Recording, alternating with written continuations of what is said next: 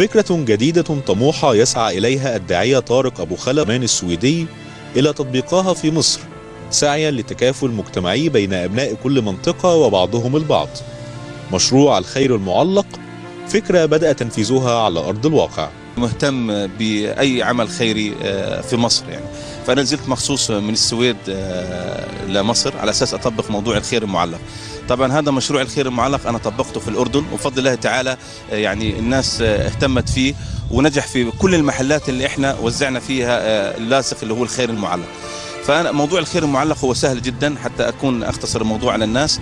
الخير المعلق هو مجرد لاصق مكتوب عليه هذا المحل يستقبل الخير المعلق. كيلو قوطة على سبيل المثال، حق كيلو قوطة 5 جنيه 2 جنيه، أدفع كمان 5 جنيه حق كيلو قوطة ثاني أو 2 جنيه، أو ما فيش داعي أدفع حق، ممكن أحط جنيه نص جنيه، أدفع أي حاجة زيادة للفقير اللي يخش من بعدي.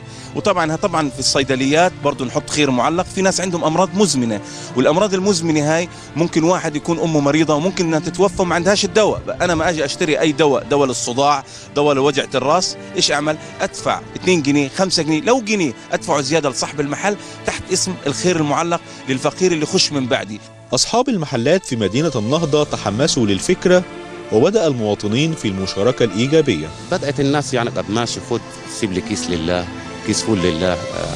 بدأت يعني الناس تستجاب، لأن لحد دلوقتي 9 أنفار يعني 3 أيام حلوين بدأت يعني، وفي مجموعة كانت مشتركة من الأول يعني. خير وهيبقى خير للناس بإذن الله. وإحنا يعني عاملين زي جمعية، الراجل بتاع الفول وأنا متخصص بالعيش، وفي واحد تاني متخصص بحاجة تانية يعني رز سلع، اللي بيقدرنا عليه ربنا بنعمله. برنامج جميل جدا واخد بالك انت، وهو يعني ايه فكرته الأساسية ان هو محدش بيبقى ليه خير على حد، يعني من المواطن للمواطن، يعني محدش بيكون ليه يد على حد.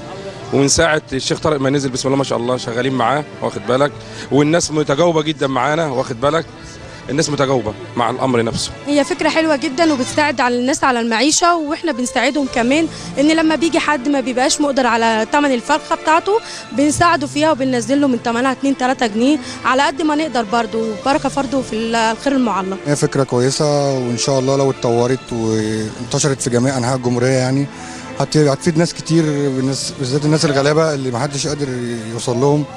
هي فكرة كويسة بحيث ان اي حد محتاج هيقدر يوصل للحاجة بكل سهولة.